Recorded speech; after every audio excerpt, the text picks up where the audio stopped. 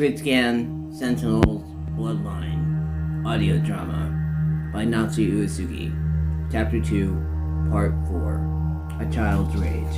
A faraway banging filtered in as 7-year-old Lino twitched, his fingers gripping the floor as he lifted his groggy head, eyes blinking, the room as it faded in.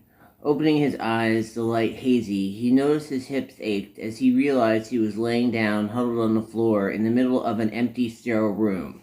On his wrists were thick, padded restraints, the glare from the fluorescent lights overhead humming obnoxious as they flickered intermittently, the incandescent glow irritating, making him squint to keep the pain at bay from the bright. Shaking his wrists, he shimmied out of the buckled cuffs, easy to shake off.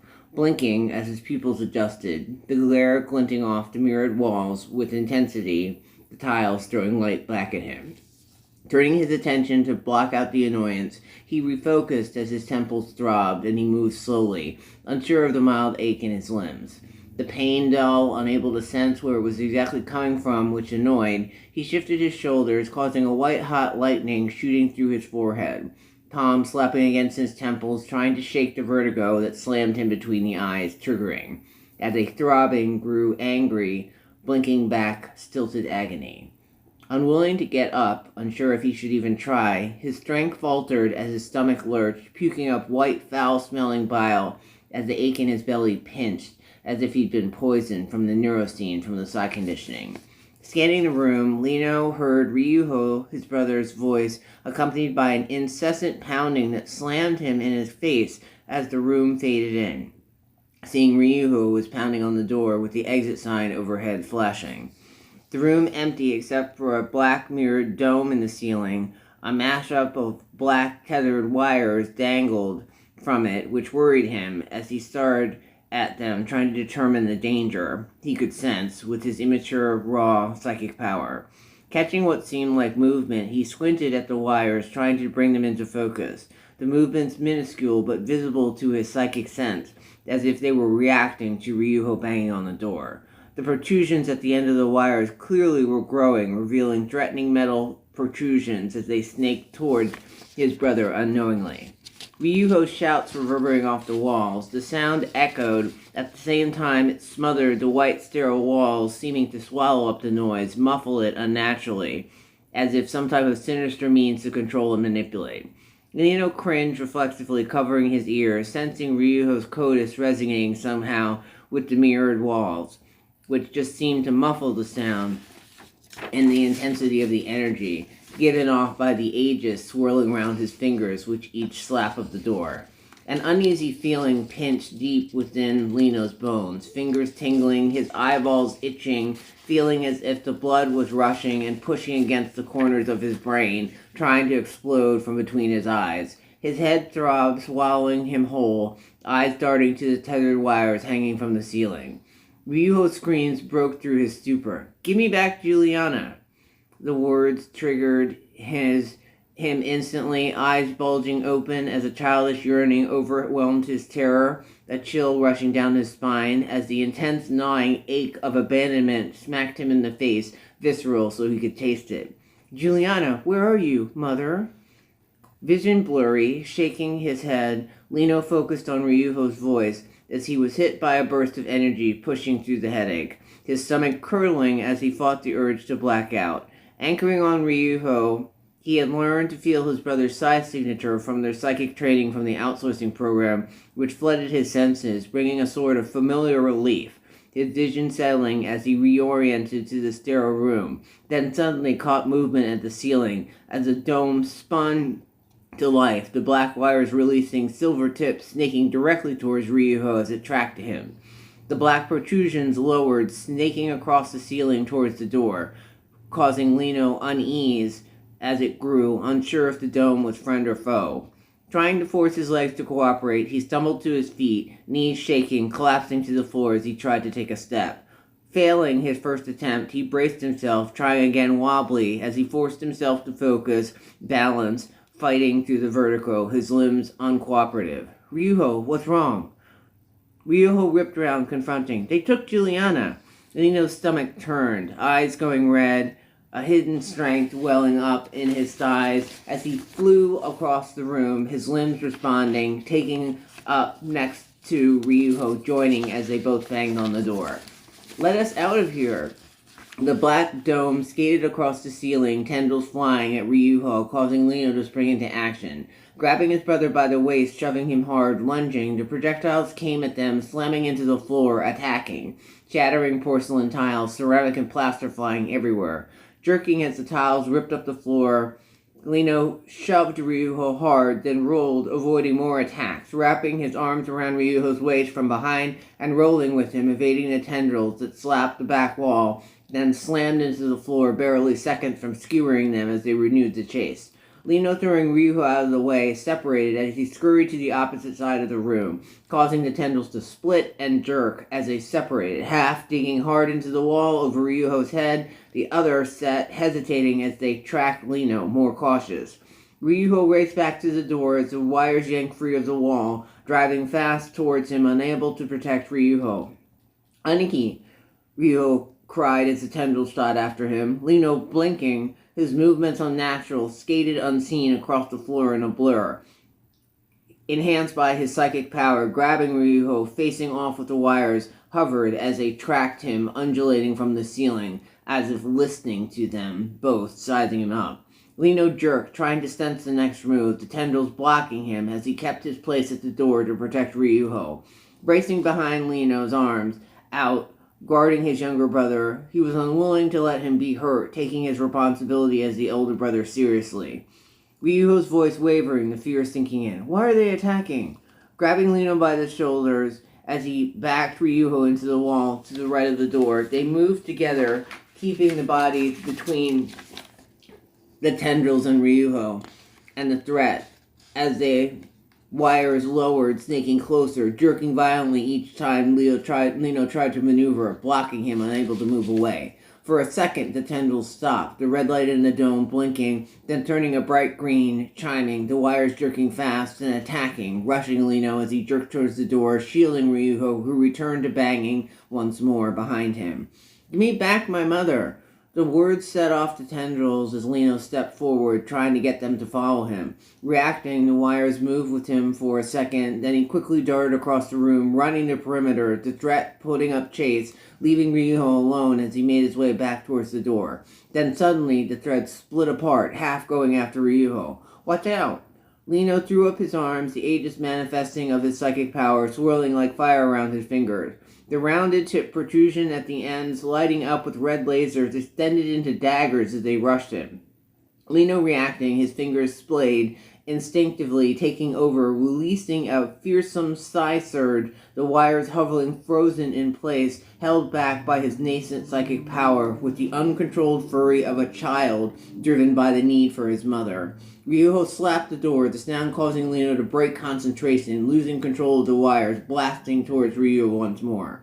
The tendrils went after his brother, slamming the wall as Lino lunged, throwing Riuho out of the way, screaming, landing on his knees.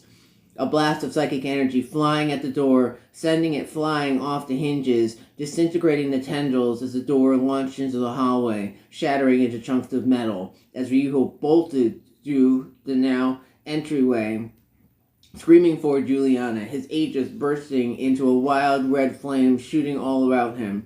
"Give me back my mother!" Riuho took the corner as Lino tried to collect his strength, the remains of the wires sputtering at the ceiling no longer a threat, electrical sparks flying. Taking a deep breath, Lino launched down the hall, following after Ryuho's shouts. A black military drone flew over his head as he bolted down the hallway, catching Lino, turn left at the end.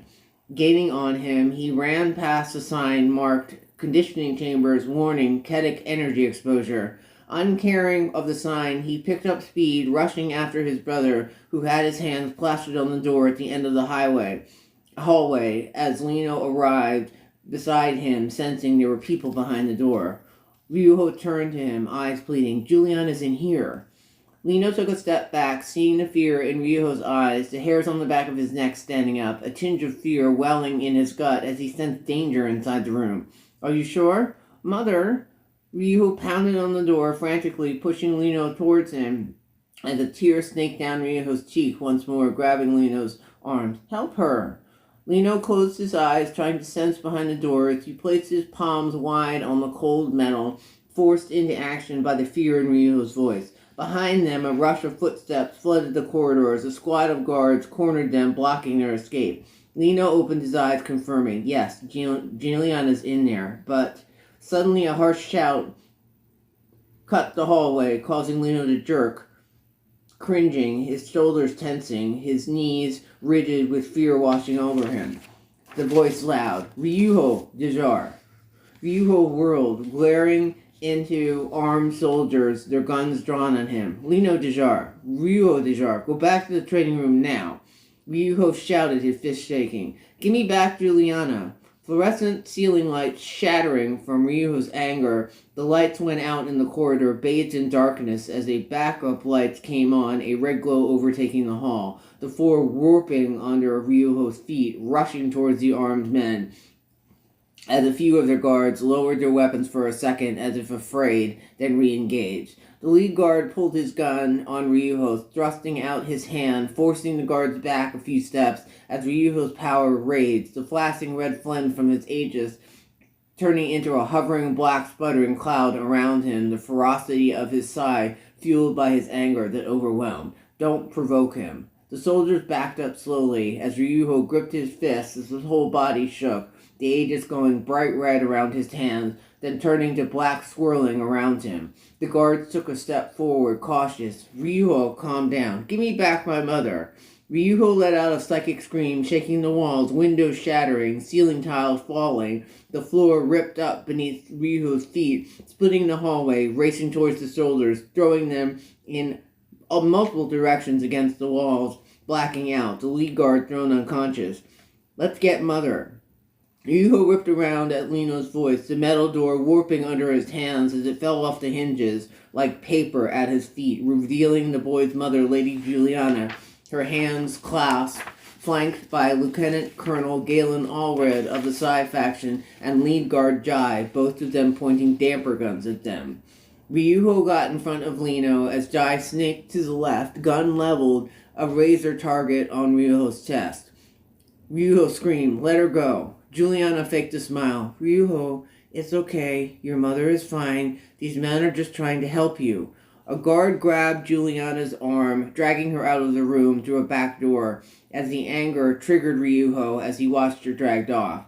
Jai took the shot, firing once Juliana was safely away, the damper gun hitting Riuho in the chest as he went down, jerking from the shock on the floor, then falling unconscious. Juliana got out of her captor's arms, rushing to Ryuho's side, but she was quickly dragged away with the unconscious Riuho as they both disappeared behind the door as the guards took them. Lino screamed, eyes wild, give her back. Unaware, his anger fueling his psychic power, he sent a psi shockwave through the room. Holograms at the wall falling away as they rematerialized, a psi sync device with the head mount, the only furniture resting in the middle of the room, the wire-like tangles dangling from the ceiling with their metal pointed leads at the end. Guards grabbed Lino from behind, dragging him forward as he fought them, and thrust him in the psi sync device chair. Where are you taking Juliana? What did you do with Riuho? Lino bared all his teeth as they strapped him into the psi sync device, the doctor pulling the head mount down and then shot him full of neurocene. Galen brought his hands up as he approached Lino. Calm down, Lino. You cooperate with us. We don't hurt your mother or your brother, Riuho. Lino released his clenched fist, the leather buckle cuffs around his wrists as a tending nurse clamped down the restraints on his wrists and ankles, and he tried to relax, to determine what was happening. The drug he had been shot with beginning to take effect as his anger fell away and his eyes grew tired as he tried to fight to stay awake. You won't hurt them? I just have to do what you say? Yes, we just need to test your side, and you can go home to your mother and your brother, I promise. You promise? Lino's eyelids fluttered as he lost consciousness. Of course. Don't hurt Juliana, Riuho. I'll do what you want. And then he collapsed unconscious again as his eyes closed and passed out. Galen turned to Jai, giving an order. After Lino's treatment, use mind control on Riuho. Erase this encounter from his memory. Jai set the damper gun on the table. Are you sure? It's the only way. The Viceroy would never... We should never have entertained Riuho's mother. Now we have to right this damage. Riuho's existence was not planned. He was not in Vena's predictions. The Vena bloodline program. With Riuho, the bloodline is tainted. And Jai? Yes, Commander. Lino must never know. End Chapter 2, Part 4.